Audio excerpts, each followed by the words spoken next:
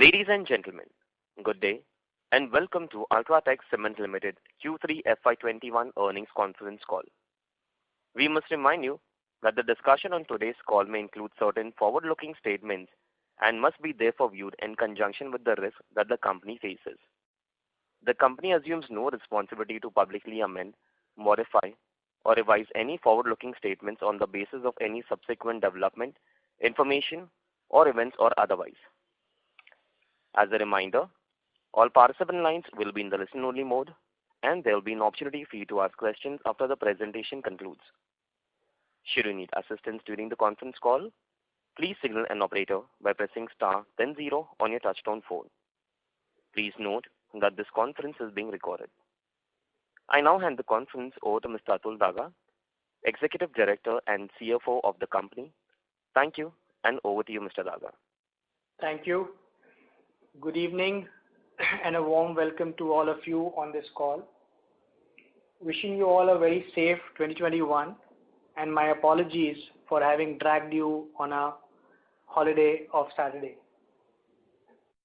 I'm happy to inform you today that we have our Managing Director, Mr. K.C. Jhanwar, also on this call to talk to all of you. I could go on and speak for an hour to introduce him, but I'll have to restrict myself from doing that.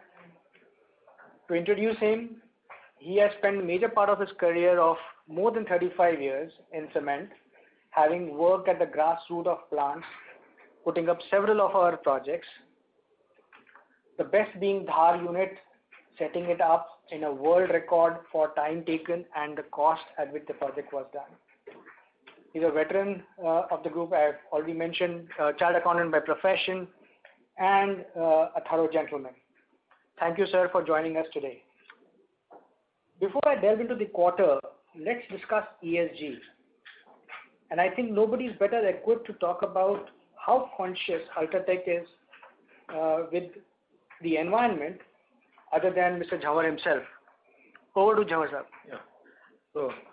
So thank you, Atul, and again a very warm welcome to all analysts joined on this meeting. I'm extremely very happy to be interacting with all of you on this particular event of at the time of quarterly result. So, Sir, we are not able to hear you. Yes, sir. Now you can. Yeah. So I'll start with the ESG part actually. Particularly if I say about the ESG, I would say that this is one of the important pillar of our vision and mission statement, where we have committed that this would be going to remain as important as other business pillars.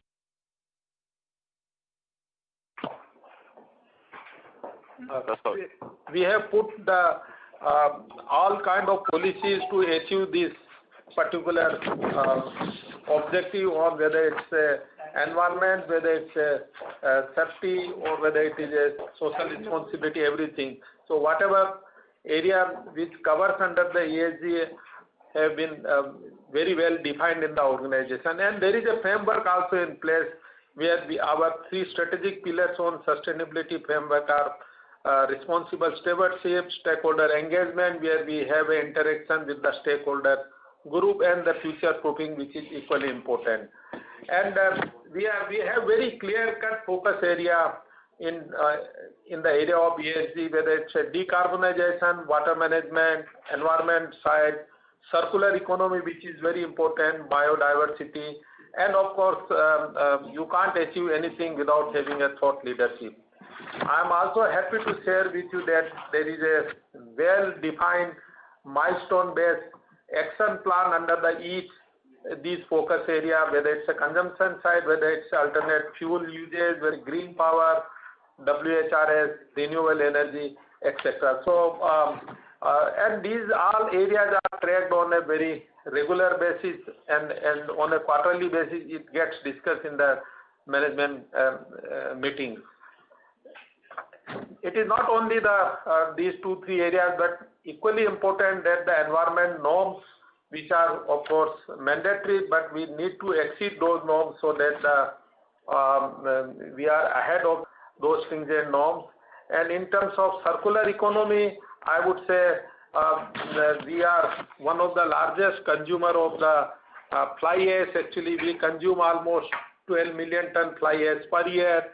We consume almost 1 million ton alternate fuels and raw materials, and we consume almost another 500,000 ton in terms of various waste products of the industry. So, if I may say, it's not only the ESG per se for doing the ESG, but all these areas are well aligned. And along with these facts, these focus areas, the biodiversity is another one important area where we have already completed 5 plants for our assessment, and plants have been made under execution, and 3 more plants assessments would be done during this year. And if I may say, the company has already committed the science-based targets which are under validation, and we are committed to build our business in line with this below 2-degree world under the Paris Agreement. And we are hopeful that by 2032, we would be definitely able to achieve the targets as defined. So, if I may say, whether this ESG is done in a right speed, I can commit you all the ladies and gentlemen present in this meeting. It is being done very religiously, and if I may share some numbers actually about our green power, we have target to achieve our green power ratio in total almost to 34% by 2024, which includes our waste heat recovery systems and the solar power, wind power, etc. So this area is under huge focus. Coming to the social responsibility fronts, again, ladies and gentlemen, Aditya Birla Group is started on this front much ahead than anyone else, if I may say, in the industry. Some of the industrial houses were doing, but we are among one of them. And our focus is on the education, healthcare, sustainable livelihood, infrastructure development, etc. And the total beneficiaries with all these our initiatives are more than 1.6 million people got benefited. We are on the education front, we almost 1 lakh children are benefited. Rural healthcare village covered are 502 villages, and we cover almost 16 states. So, if I may share about the number also, our CSR spend even for April to December this year is almost little more than 100 crore. So, so this is all about the ESG, but I would not say it's the work is still in progress. We have to go yet long way, and every day this subject, as you know, is getting evolved. So we are fully aligned, and we are again part of the World Concrete Association, where we are the founding members actually, and there is a regular interaction, learning from those platforms. We are also part of the one of the member of the Terry Waste platform. In terms of, we have disclosure to Dow Jones Sustainability Index, and I am happy to share that we have improved our Dow Sustainability Zone almost by 9 points, from 59 to 68. So it's a journey is still on, and we have yet to go a long way. But I can only make this statement on this opportunity that the entire company is fully committed. We are well aligned. Business objectives are well aligned with our ESG. So thank you, Atul. That's what I would. Sorry, I will take a little more time, but it was maybe the need of the hour. Thank you, Jawahar. No, it was certainly very important to tell the whole world of investors how serious we are and how committed we are on saving the environment. Coming back to the nitty-gritties of our quarter, let me start with how demand has been shaping up. pandemic has not had a significant impact on the cement industry. I think everybody is aware of that now.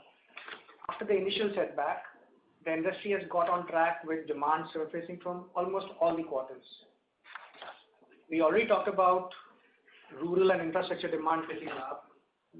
Now we are also seeing tier 2, tier 3 towns, urban real estate, which was languishing in the dark for last few years, has started showing signs of recovery, aided by the current low interest cost regime, various benefits being given by the authorities to home buyers, as well as builders to give a boost to the real estate sector.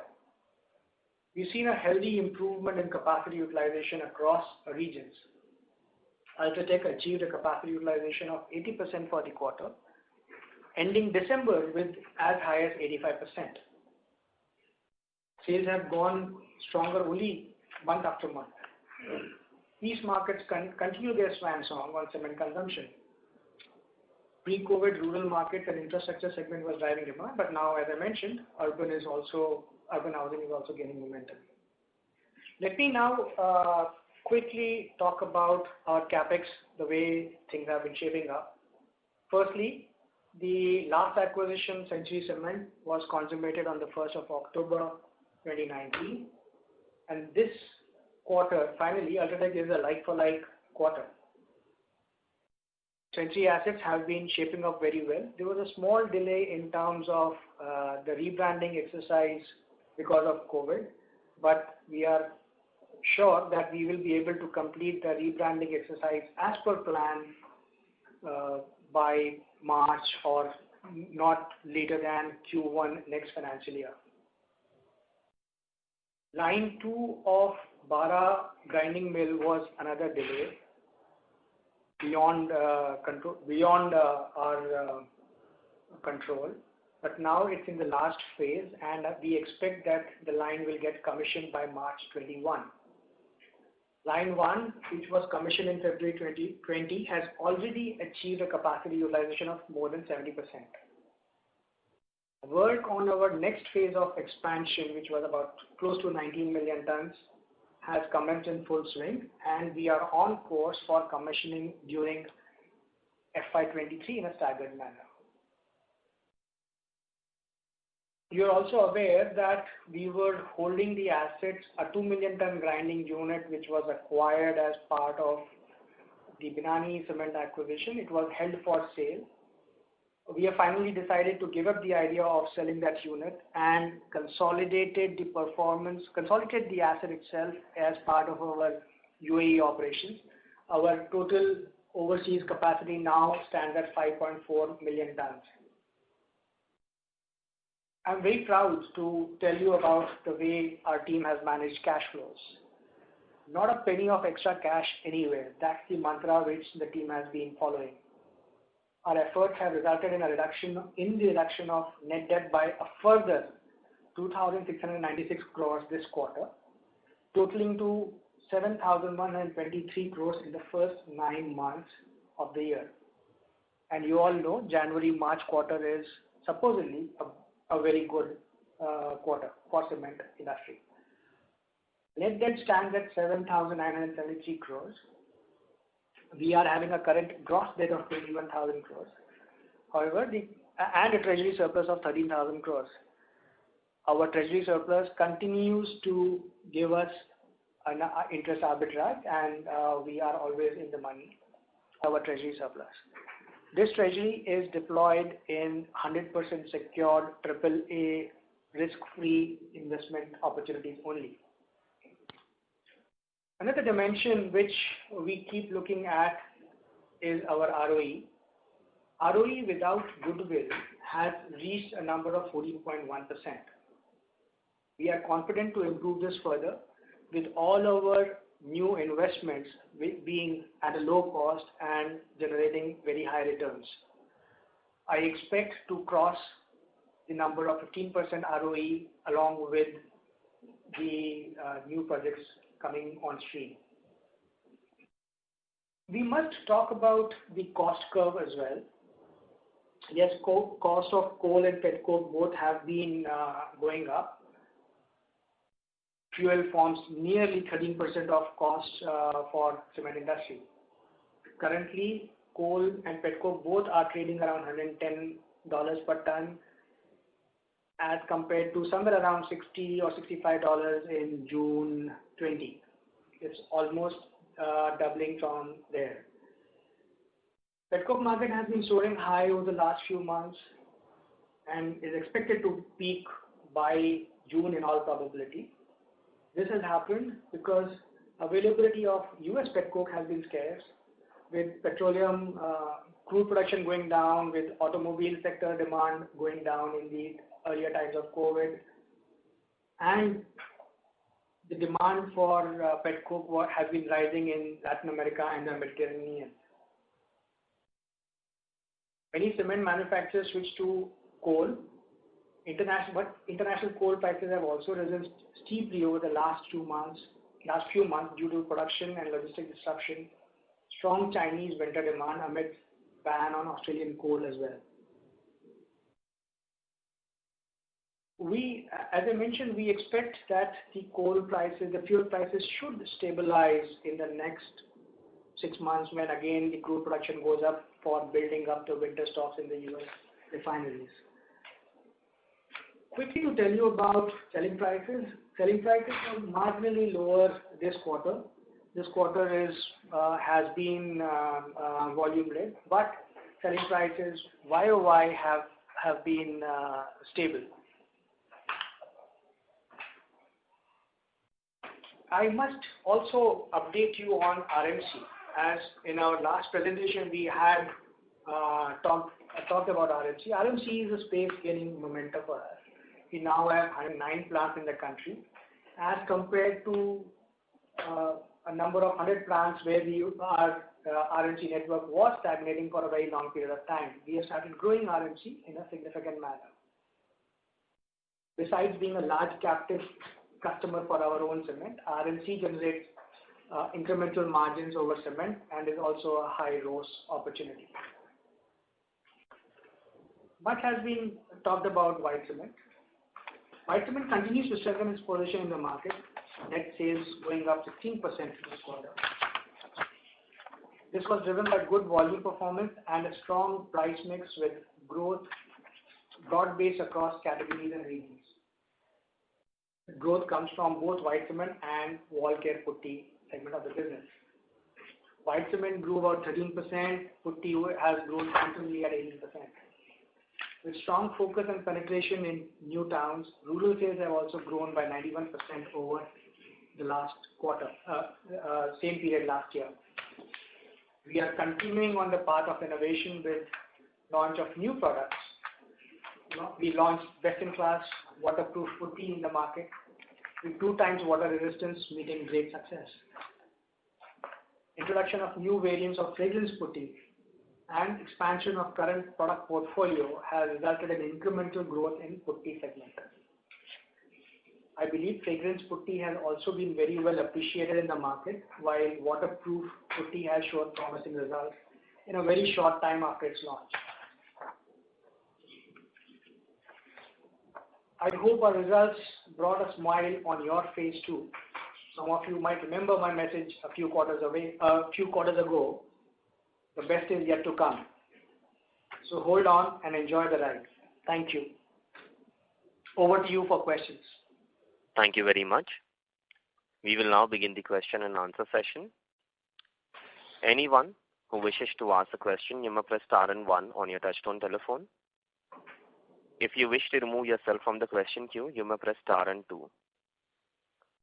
Participants are requested to use handsets while asking a question. Ladies and gentlemen, we will wait for a moment while the question queue assembles. All participants are requested to limit their questions to 2 per participant. If time permits, we will take follow-up questions. Ladies and gentlemen, you may press star and 1 to ask the question. First question is from the line of Bhumika Nair from IDFC Securities. Please go ahead. Yeah, good evening, sir, and congratulations to the entire team for a great set of numbers. and thank you for the update on the ESG and the power or direction towards the green production that we are looking at.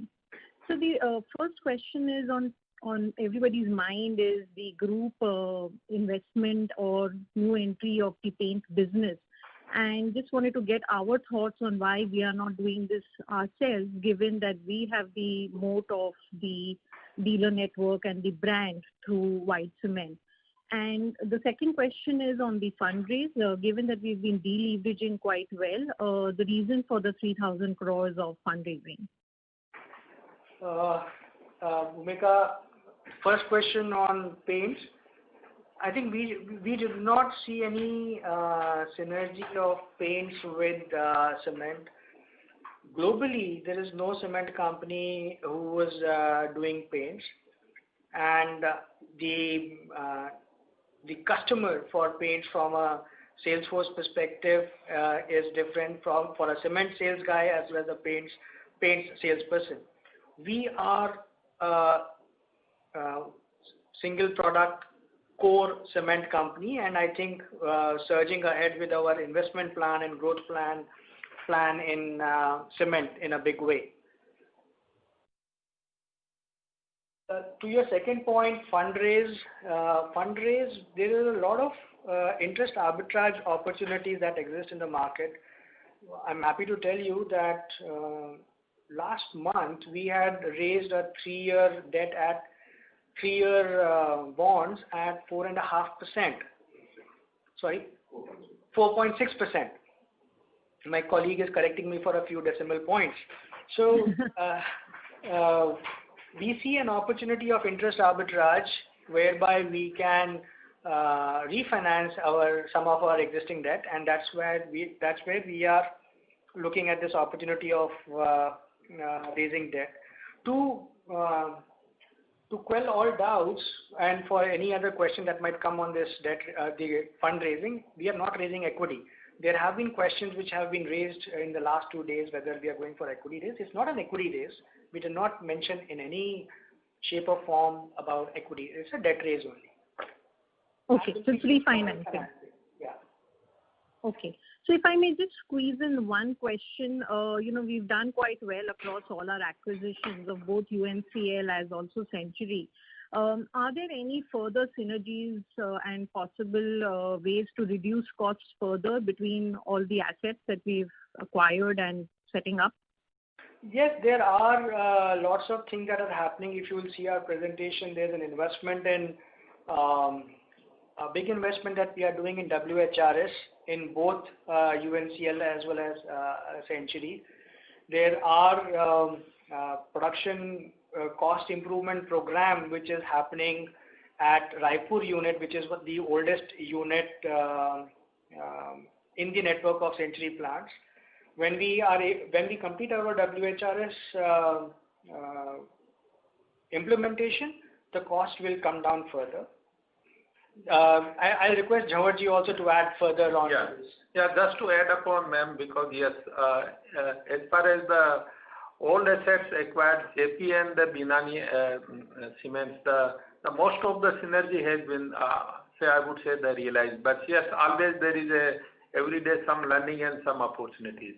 In terms of Century, yes, the major part has been done, and Atul has said in his opening remark that the brand transition, we have completed brand transition to the extent of about 79-80% under Ultratech, so that the balance part will definitely give additional benefit to the Ultratech once the full brand transition takes place.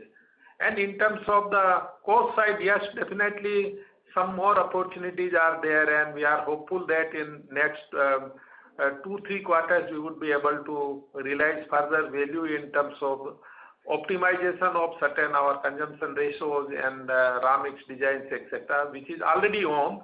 But yes, definitely it's as you know, it's a continuous process industry and take little time to reach at the optimum level. Great, sir. I'll come back in the queue and wish you all the best. Thank you. Thank you very much. The next question is from the line of Gunjan from JP Morgan. Please go ahead. Yeah. Hi, sir. Thanks for taking my question. Two questions from my side. Firstly, on the cost side, there is clearly a huge difference still between the accrual rate and the spot prices for petcoke and international coal. So could you just give us some sense, like how should we, what kind of inflation you further expect, assuming spot stays where it is right now? And along with that, on this WHRS program, which is fairly aggressive for the next next 2-3 years, what kind of cost savings can this yield when it is fully executed? Yeah. I'll start with the second part actually of your question. So in terms of waste heat recovery system, yes, the project got little bit delayed during this pandemic because of the non-availability of manpower. But now I would say the work is in full swing since later part of the second quarter, and we are hopeful to the commission all those projects maybe 3-4 months later than what it was originally targeted. And in terms of saving, definitely as you know, the WHRS power is generally, it's a sort of, if we exclude the capex cost and depreciation aspects, then the power is practically free, subject to the certain government levies actually, like electricity duty, etc. So at most of the places, if I may say a safer number, it is within 1 rupees per kilowatt of the total cost actually, which is generally the major part is of the contributing from the government levies. And the second, in terms of the petcoke prices, to us actually now petcoke prices have already touched on the upper band actually, and there may be some possibility it may further move maybe another $10-15. It's very difficult to predict, but yes, that's what the general feeling in the marketplace. But the coal is now reasonably settled. But yes, there are always challenges to switch over from one fuel to another fuel. But I would say at UltraTech, our team could able to develop a good understanding so that we can switch over to either fuel without much of delay, because sometimes it takes little time, but I think that flexibility has been developed. So Atul, if I have missed something here. So that is the case, ma'am. Sure. No, that's really helpful. But if I can just put the numbers, if we are at $74 accrual versus 110 at petcoke, is it fair to say that there is almost 120 to 150 rupees of incremental cost, assuming spot stays where it is, which is incremental increase that can come from It can be, Gunjan, it can be there, but it's all linked to how each company or each player manages its fuel. We have reduced our dependence on petcoke and increased our consumption of imported coal, and taking new sources of coal. My sense is that the current high cost purchases will come up for consumption in April-June quarter, and the math that we had run earlier, every $10 increase could impact the cost by $50. George? Yeah. So yes, it has been explained, but I would only say, because always there is some inventory in the pipeline, so it may not have that much impact actually of 74 versus $120. But yes, if it continues for a longer period, then obviously we would be also going to hit with the $120 kind of cost. But yes, I don't think, at least in our case, it is likely to happen, at least in a short period. Well, Gunjan, in my commentary I had mentioned we see it maybe 6 months more of this high price regime. Sure. Before just taking the second question, would you be able to put any number to the savings from WHRS? Because or maybe if I think through it, incremental 20% shifting to WHRS, potential savings can be 70 to 80 rupees. Let me flip that question. I will leave it to your calculations. as Jhanji already mentioned, the cost of WHRS is less than 1 rupee, and cost of the thermal power is 4 to 5 rupees. Between 4 to 5 rupees depending on the location. Yeah, between 4 to 5 rupees. 26% of our power will become WHRS. Okay, that makes it amply clear. Now, just second question is on the industry growth. Now, we've done 14%, and if you can share what is your assessment that where industry would have been in December quarter. And to me, it seems there are clearly some market share gains. So, what are there any specific regions where we have done better than the market? Any thoughts you can share around this? Very difficult because there's no data that is available to quantify how the market has grown. But yes, I'm sure UltraTech has done much better than the industry. The other point that you asked, which zones, almost all regions, East has grown phenomenally well, again growing more than 20%. North is also growing 20%. So it's general euphoria, I can say, which is visible in the cement industry across the country. Okay, got it. I'll join back the queue. Thank you so much. Thank you very much. The next question is from the line of Indrajit Agarwal from CLSA. Please go ahead. Hi, sir. Congratulations on a great set of numbers, and thank you for the opportunity. First question is, can you give us tentatively what is your capacity utilization in each region, or what was our utilization in each region in the quarter gone by? Okay, I'll give you a range. So, when we ended for the year around 80%, East was doing more than 100%, and the lowest would have been South, which was in the 70s, and rest all were closer to the 80% mark. Sure, that's helpful. Second is, what is your sense on industry capacity addition over the next 2-3 years? Where do you see that? Do you see that outstripping the demand growth, or it should be lower than that? The way we have looked at the announcements and plans in the industry, I think demand will outstrip the incremental new capacity, and you will start seeing the supply-demand gap tightening over a longer period of time. Longer period is 3-4 years. Yeah. So what Atul said, so there is good opportunity for improvement in the capacity utilization going forward.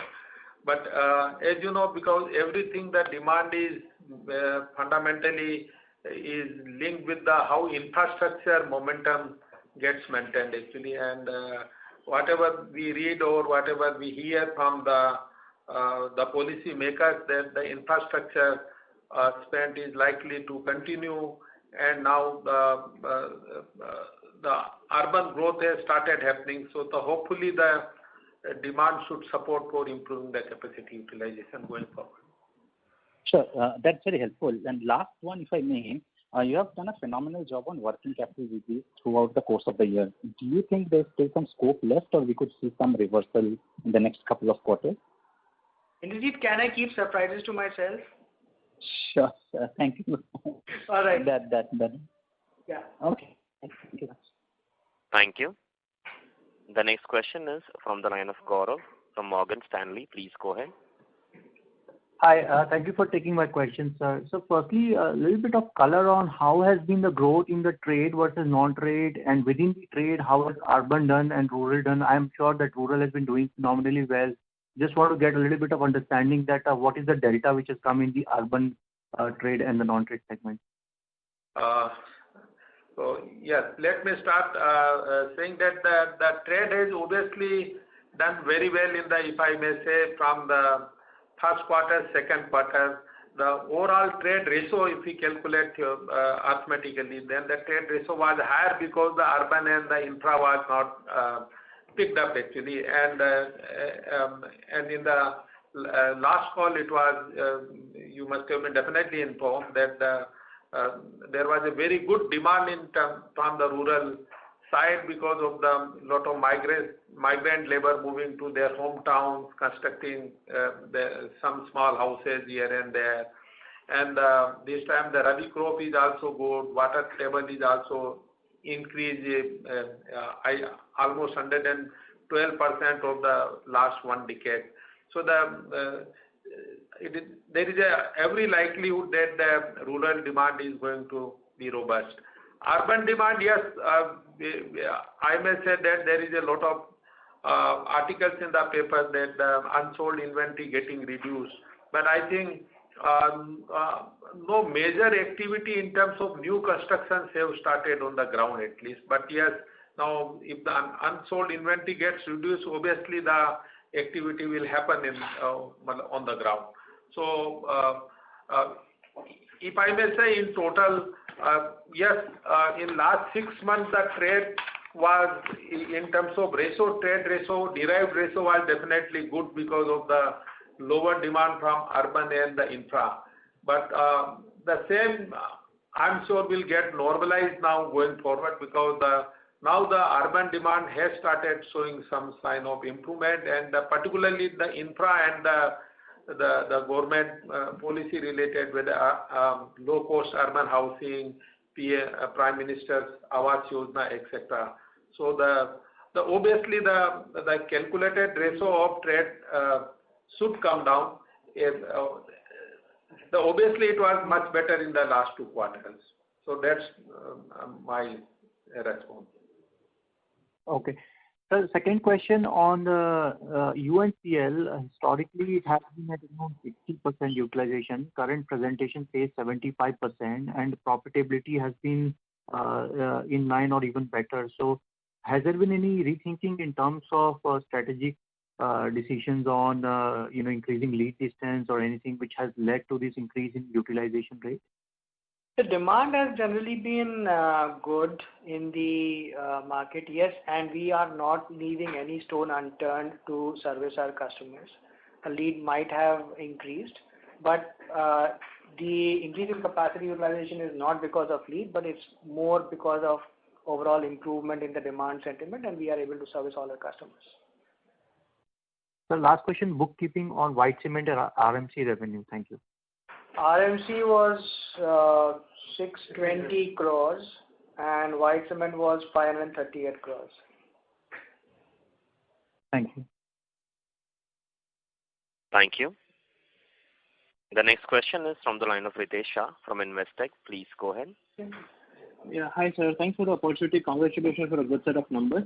Sir, I have 2 questions, one on the ESG side and one on the call that we had earlier during the day. Atul sir, I specifically wanted to check with you. Ritesh, what? Earlier during the day, I did not have any call. Grasim call, sorry. Group call. Right. So this question is specifically for you. How should one look at the incremental capex deployment on the distribution network, specifically for white cement and putty? I'm specifically asking this given Grasim's goals of 5,000 crores over the next 3 years, and they are looking to leverage on Ultratech's network. So how should one look at this angle, or should one expect that Ultratech will get some royalty from Grasim going forward as they make good of the brand Birla White as well as the network? So our first part of your question, Ritesh, on capex on distribution network, there's hardly any capex that we do on a distribution network. Correct me the way I am understanding your question, because distribution network for me is my dealer network and transporters. Transporters is all outsourced. We don't buy it on our books. And appointment of a distributor is not a capex for us. Whilst we have generally a large part of dealers prefer dealing only in Ultratech, but there are lots of multi-brand dealers also attached with our product line. So when there are multi-brand dealers attached to Ultratech Cement, if they want to sell Grasim's paint, they are free to do so. It does not in any way impact the performance of Birla White or Ultratech. anybody can approach those dealers to empanel their product. So there is hardly any problem over there. Okay. So there won't be any cash flow drag on back of this as Grasim goes aggressive on paints, specifically for UltraTech. That understanding would be right. No. So UltraTech cash flow is on cement. We breathe cement, we sleep cement, we make cement, we eat cement. So, okay. So we are expanding. Ritesh, you've seen our expansion plan, and this is not the end of the road for expansion. We will. India is a growing market for cement, and we will continue to participate in the growth of cement in the country. And if I may add, even in the worst case, suppose if some resources get shared from the synergy point of view, obviously it would be the 100% on arm's length, but there is no question of capex utilization and kind of thing. No capex. Yeah. No capex. That's useful. So my second question is on ESG side. We have recently placed a voluntary target reduction of 25% on a new baseline. But if I look at what our target was for FY21 on a FY10 year baseline, we have actually lagged to what we had stated. So how would you reflect upon that? And given that we have new targets, what we have already laid out, is there a particular roadmap on cement to clinker ratio or carbon capture or using hydrogen as an alternate fuel? How should one look at that, given we are specifically now actually moving up the ladder when it comes to commitments over here? So that's the first thing. And the second thing is, would it be possible for you to classify what percentage of our capacities or plants are in safe, semi-critical, critical, and overexploited regions, looking at it from a water perspective? Thank you. Okay. So let me start with the first part. Yes, based on the science-based target, actually, we have a very clear-cut roadmap in terms of the how we are going to do in terms of improving our conversion ratio, actually, how we are going to come out with some new products in time to come. So so for achieving those targets, I brief in my initial talk. Actually, we have clear-cut focus area defined for each thing, how we are going to reduce power consumption, how we are going to reduce fuel consumption by modernization of our coolers and the plants, preheaters, etc., so as to bring down the energy efficiency, electrical energy, as well as the thermal efficiency, and how we can do the process optimization, use of alternate fuel, etc. So the entire roadmap is very much in place, whether it is a roadmap for CO2 or anything else. Coming to the water management, I would say I'm happy to share that today we are almost water positive to the extent of 3 times actually, and we have a very aggressive target how we can reduce the water consumption in the process, and we are targeting that our water consumption positive ratio should increase to 4 at least by after 1 year or so. So I don't remember any of our plant is in the trouble zone as far as the water the consumption side is concerned or the water ratio is concerned. Am I able to answer your questions, sir? Yes, sir. I wanted specific numbers. Probably I'll come back. I'll take it from. Let's discuss offline. I'll share the numbers, whatever you need. Sure. Thank you so much. Thank you. Thanks, Ritesh. Thank you. The next question is from the line of Amit Murarka from Motilal Oswal. Please go ahead. Hi. Good evening and congratulations on a great result. So my first question is around the mix. What was the trade mix in this quarter? 64% was trade. Sure. So is it right to say that the strong growth that has come is also implying a recovery of the non-trade or the institutional demand? Yes, absolutely. I think infra demand has been picking up. Urban real estate has been picking up, which is also institutional or non-trade. So we're seeing non-trade coming back very well. And you see, fundamentally, because the ratio is, as I said, the derived number. So if the infra demand is, say, suppose growing by 20%, or urban is going much faster, then obviously the overall ratio of trade looks down. But we are very clear that our trade sales should continue to increase. Actually, that's how we measure internally. Oh, okay. And just also on the cost side, like what you mentioned, power and fuel is going up. Also, I wanted to check on freight. There was a 15% busy season surcharge which was waived last year. So is it getting levied now? It's not there now. As on today, it's not there. It is not there, and I don't think, if I may share my personal view, actually, the government wants to give the push, and I think based on whatever we had some always interaction, the government is very clear that I think they would get more benefit if this surcharge is not there. But I don't think it should be charged again. But you never know, because how the overall budget gets optimized by the policymakers. Okay. Also on petcoke, like I believe the low cost inventory now would be exhausted. So in 4Q, like if the cost as such has gone up, let's say 30-40%, so all of it should reflect in 4Q in that case, right? So it will be a mix, because inventory is there, and there's a lead time in deliveries coming in. So you would start seeing full impact would be in Q1 only, and there will be a marginal impact in Q1 next year, and marginal impact in Q4. Sure. And lastly, on the price, so generally this time around, every year we see some seasonal hikes happening around because of the heavier construction season and demand being good. So what is it like so far? January, I believe, has not seen much of hikes. So what is the sense around pricing in this environment? Shall we restrict to Q3, Amit?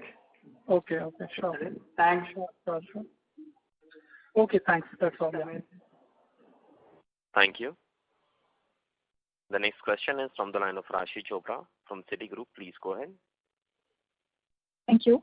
Just on costs, just rechecking. So you talked about the impact of petcoke coming through in the first quarter, and obviously there are a lot of efficiency measures that are ongoing. But are there any, how does one think about costs in the sense that any of the COVID-related expenses that had stopped, them coming back? So how do I think about costs in the next half, the combination of all three?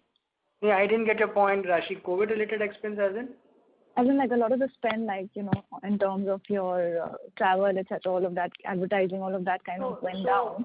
So advertising spends are coming back, yes. And, I've been maintaining right from Q1 that what we saw 20% reduction in expenses will not stay. But we've also learned a new way of working, and I foresee a 10% saving on overheads going forward in any case, year on year. Travel is not happening in a new ways of working. It's more of online meeting, unfortunately.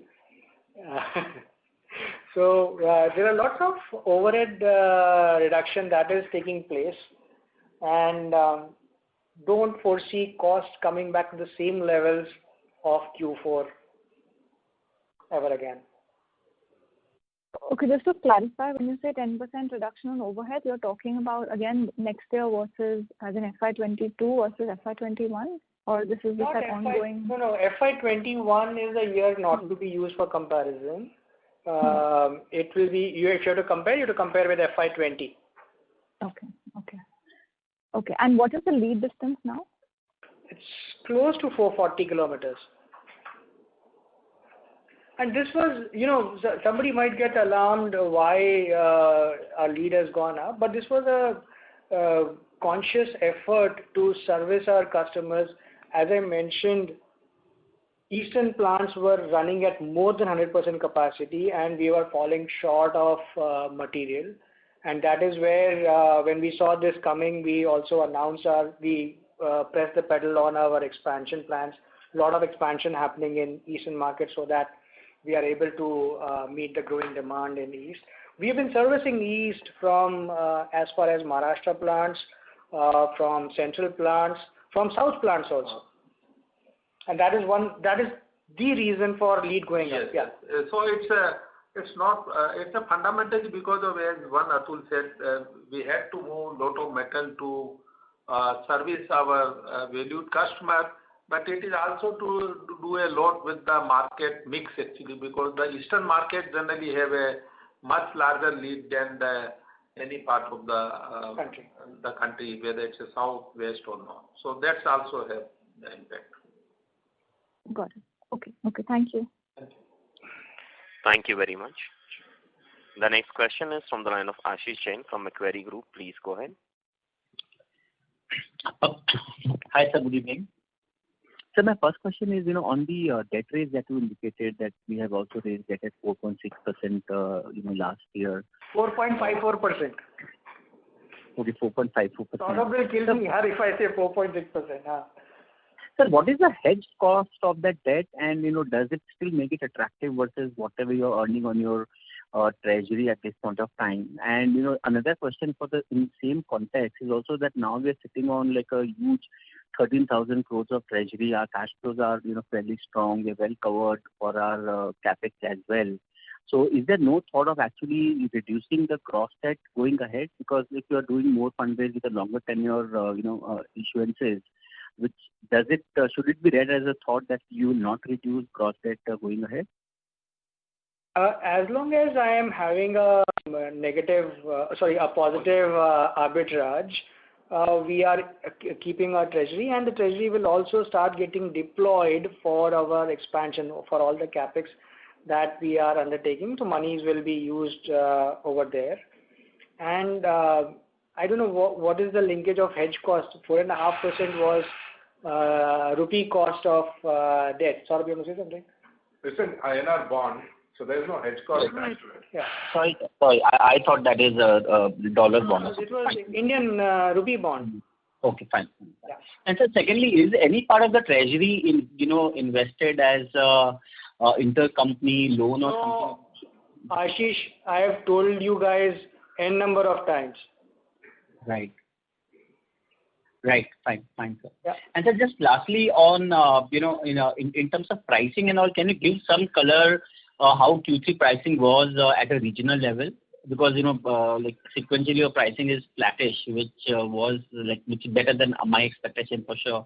So can you give some color on where we are on each region in terms of Q3 pricing in December quarter? Generally, we saw a reduction of 1% or 2% in prices Q-o-Q. Regionally, East was weaker than the other markets because the volume uptick was very high, and it's not only us, practically every player who doesn't have enough capacity in the Eastern markets tends to bring material from other markets. North was stable, if I remember it right. There was some correction in the southern market as well.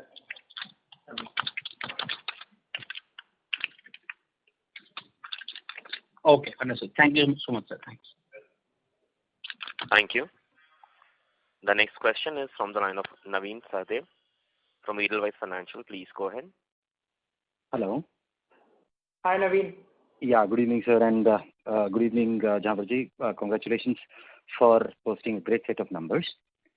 While most of the questions are answered, just one question, and this is just in continuation of what we heard from the parents' con call this morning, that the entire idea of the paint business was to leverage on the very strong distribution network of the white cement business and putty business, because that is where the paint business has most of the synergies with.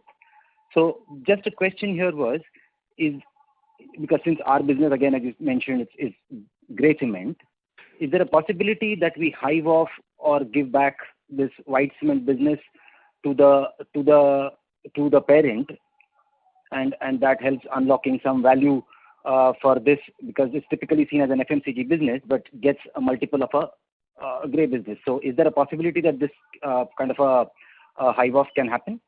No thoughts as yet on this point which you have raised of hiving of white cement, because for us, we have white cement, we have grey cement, we have weatherproof cement, we have PPC, we have OPC, we have PSC. So we have various kinds of cement, and white cement is an integral part of UltraTech.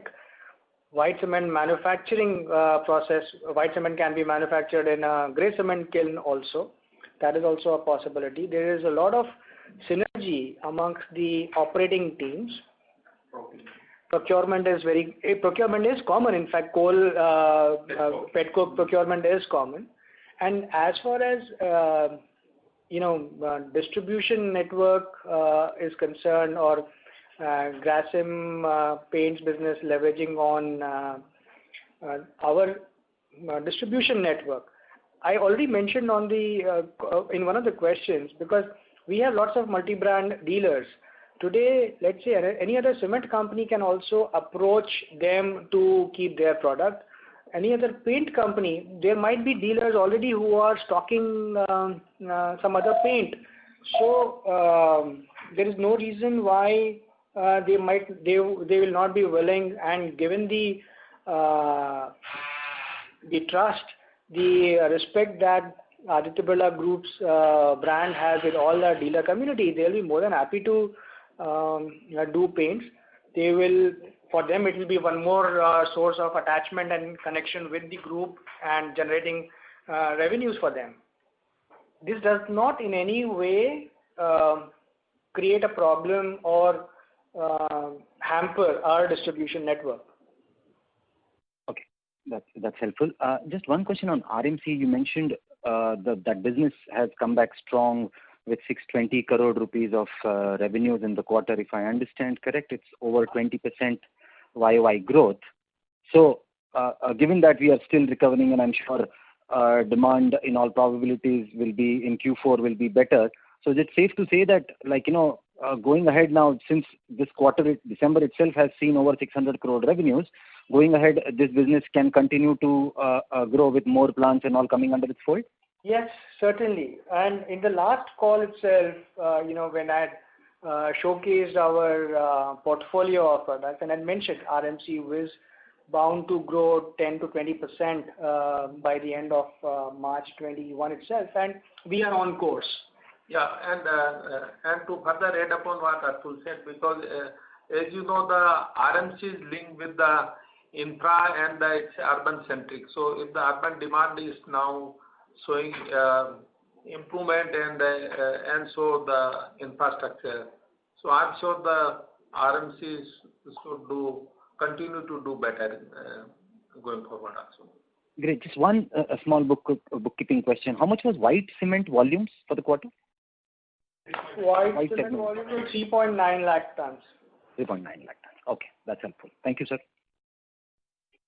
Thank you. The next question is from the line of Prateek Kumar from Antique Stock Broking Limited. Please go ahead. Yeah, really, sir, thanks for the opportunity. My first question is regarding the recent cabinet approval for this mining law. Do you think although the fine print is not available, do you think from the read, is it something which will facilitate cement sector M&As, and will also help reduce your royalty payments on the acquisitions which you did in the past? Yes, I would say there are some amendments are yet to be announced. Some decisions have been taken by the cabinet committee actually, but nothing has been put under PIB actually. So yes, there's a lot of rumors that this has happened, this has not happened. But if I'm very honest, it's one thing we see the final print and the notification once it is passed in this coming session, parliament session, then only we'll get to know. But the ministry has so far not shared anything officially with anyone. But yes, as you said rightly, somebody is talking that now levies have been removed, the limestone can be sold, and some positive, some negative for the industry. But would be able to make comment very honestly once it is in. So let me be to your question. If the proposed amendments come through, it will make consolidation easier. There's a lot of if, as Jhanwar-ji already mentioned. There's a how it is drafted finally. There's a slip between the cup and the lip. So the final print, lines have to be seen. Final law, as and when it gets implemented, has to be seen. But if it does, then yes, it could help consolidation. And also, it could be retrospective, reducing our cost of royalty as well. Yeah, we haven't got any fine print yet. And just one question on other expense. It seems to be now higher on year-on-year basis versus large decline which we saw last 2 quarters. So is there any additional expenditure which was?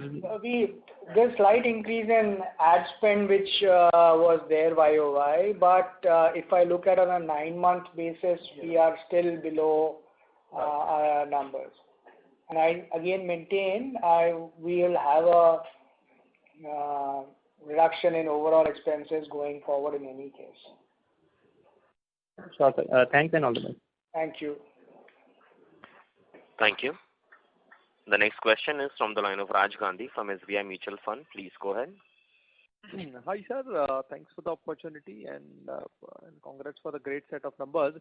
So just here, during the announcement of the capacity addition, you did highlight Ultratech moving into this building solution business, wherein we are rolling out outlets with paints and everything, and even construction chemicals and also seem like a great opportunity, right, from a standalone Ultratech perspective to create value, and given we are already moving in that direction, and we have the dealer network with us. So sorry for the same repetition, but it seemed like a huge opportunity for Ultratech on a standalone basis to capture.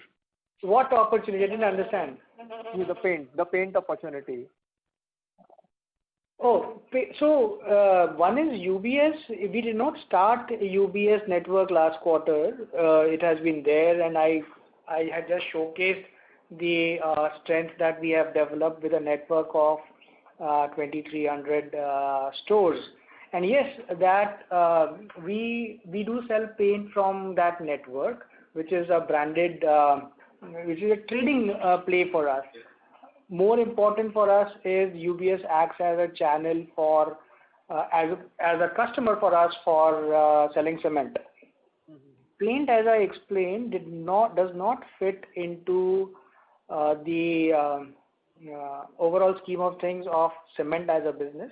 And I think, let me flip that question. Had we done paints in Ultratech, you guys would have questioned, why are you doing paint in cement? Now, agar nahi hai, so now you are questioning why is it not there. But jokes apart, Rajesh, the world over, if you see, there is no cement company which is doing paint, and the customer profile, if we evaluate, the customer for grey cement and customer for paint is totally different. Right. And the grey cement is different, but just because we have that white cement wall putty. Customer for white cement is also different than customer for paints. Completely different. Customer for white cement is my mason and a painter, and customer for paints is the lady of the house. This is my understanding. I am not a paints person. Right. There may be some synergy, but I think, still there is a big difference because it's a altogether different segment. Yes, some as you said rightly, no connection with grey cement, but yes, may have something with the white cement. And also, just on this, because the paint company have been pushing putty based on a very bundled offering. So, from now, for us, it being in a different company, to offer similar bundle offers and all that, it gets kind of, So it's too early for us to say anything, and there can always be a cross-selling of products within the same group. There's nothing wrong in that. Sure. Whatever we do, it will be on arm's length. That is most important. Sure. Thanks, sir. Thank you. Thank you.